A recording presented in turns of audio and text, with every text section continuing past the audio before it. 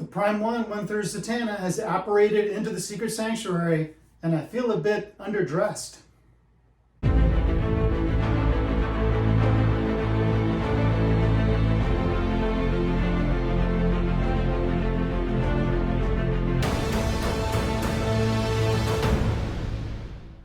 Hey guys, welcome back to the sanctuary. So this was not a piece I was necessarily intending to buy. I had the quarter scale from Sideshow of Zatanna, which is a really nice piece. And then I picked up the Prime 1 Archer and Wonder Woman, which is 1/3 scale. And the size of it and the detail so impressed me. I started looking at some of their other 1/3 scales, and this caught my eye. And the Archer and Wonder Woman had gone on to a deep discount, and I thought maybe this one will too. So I kept an eye on it. And finally, it went 15% off at Big Bad Toy Store. And that was enough to make me pull the trigger. So, let's take a look at her. Okay, so as many of you probably know, Zatanna first appeared in Hawkman #4 back in November of 1964. So she's been around for a while, and she's actually the daughter of a Golden Age DC character named Zatara, who first appeared in Action Comics #1, which of course is also the first appearance of Superman.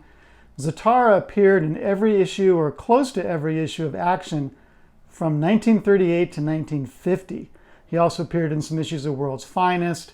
He appeared in Newark World's Fair in 1939, and many other issues. So a very popular character for at least a dozen years. Really, really attractive portrait. There are two portraits on this. I'll show you the other one. The other one, she's winking. I think it's pretty much the same portrait, but she has one winking eye. And then the other switch out is that right hand. I tried this out, and I tried out the hat with the rabbit coming out of it, and I've decided this is my preferred display. And I'll tell you why when I show you the switch outs. The top half of her costume, at least the top half of her traditional costume, is the same as her father's. That's tuxedo and a top hat. The bottom half, obviously, is different. Now, she's been portrayed a couple of different ways. Some comics have portrayed her just like this with the thigh-high boots. Others have the fishnets going all the way down to high-heeled shoes. And some prefer that look. I'm fine either way. Nice detail on the hair. Again, just a beautiful portrait. Nice blue eyes. Paint on the lips is good. That's sometimes tricky.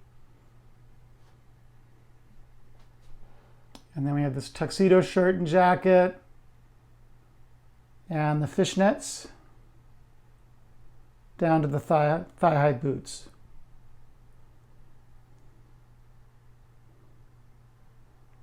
And then we have this base, which is a smaller version of the exclusive base, which is enormous and has curtains behind her and a little demon on the base and a lot going on. This is much better for my display, this kind of smaller version of that. It does still have two footlights. It'd be fun if those were operational. They're not. There's no light up feature on this, but it would be fun. And then a Zatanna logo there on the front of the base. Let me spin this a little bit.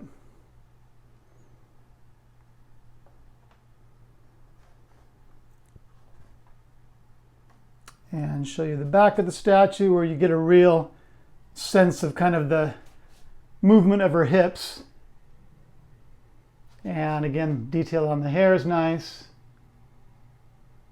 Again, I ordered this from Big Bad Toy Store, and they double box their pieces. So this box was absolutely huge. Imagine a Prime 1 box put into another box, actually wrapped in bubble wrap and then put into another box.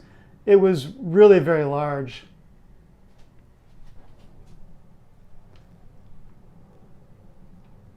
I'll give you a profile.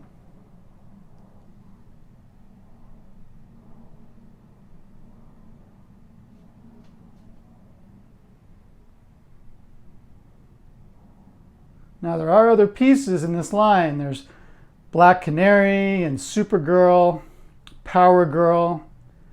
I don't think I'll get any others. I do like how this one displays with the Wonder Woman, but I'm not sure I like the others enough to add them to my collection. This one is nice because even though it is 29 inches tall, the width and the depth are not any more than a quarter scale piece. So it's not hard to fit this into a small space.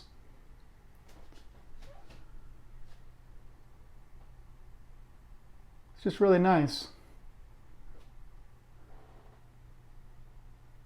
Good detail there on the vest, buttons. Her hand does not quite touch her waist there, but good detail on the gloves. Really nice paint. Very happy with it.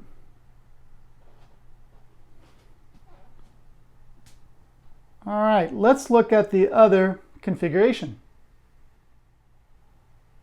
So as I said, I believe the portrait is the same, except we have the winking eye, and maybe the side of her mouth is upturned a little bit into a grin. And of course, that iris on her right eye is looking to her left. This is a good option. It's a more playful portrait. Still very attractive, but I prefer the other portrait where we can see both irises because she does have beautiful eyes. And I think we miss out on a little bit of that with this portrait, but you get more attitude with this portrait.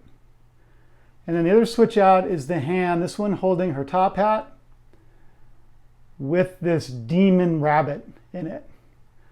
And it's well done, it's well sculpted, it's well painted, but man, this is one ugly rabbit. And I just decided that I would rather look at her holding the playing cards, the 4 aces, than this ugly demon rabbit. I do wish that I could still somehow display the top hat. Actually, I guess I could. I guess I could just, no, I couldn't really place it on the base because her hand is attached to it. So that would look very awkward.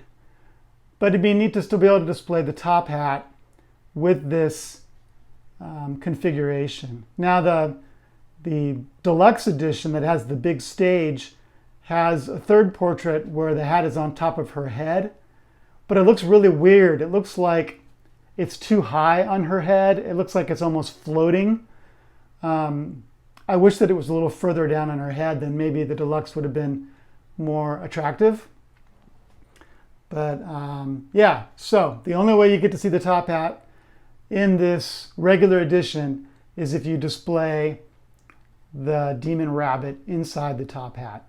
I would have preferred if they had done it kind of like Sideshow did it, where the demon Fuseli was coming out of the top hat. That looked really cool, and I think that would have looked great with this statue as well.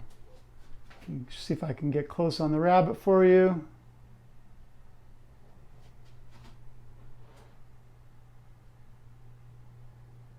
I'm in this weird phase where I don't want unattractive things in my display.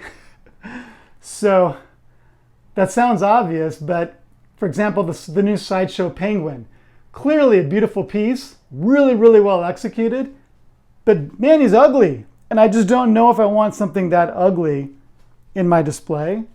I'm more interested in beautiful things. So that's where my current collection is headed. Now, somehow I don't find him ugly. I don't know why, but he fits in just fine. But I don't like this guy. He's just ugly. But he's supposed to be. He's a demon rabbit, for crying out loud.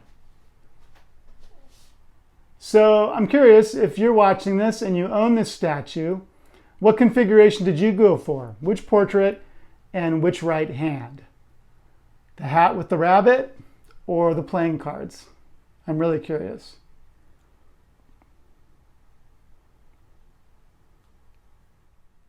let's take a look at the art box. Pretty big, with a very nice image of the statue on the front with that top hat and the demon rabbit. You've got some gold elements on the corners that match some of the gold elements on the base of the statue. Museum Masterline Zatanna, Prime 1 Studio. And then you have the front and the back of her on the side, which is nice, with a curtain. This is similar to the curtain that you get in the exclusive version of the statue. From a different vantage point, you see the same configuration with the top hat. And then all the mumbo jumbo about the statue is listed here. And Museum Masterline, you can see there, they only made 150 of the regular. That's a pretty small edition size. I'm actually surprised that it's still available.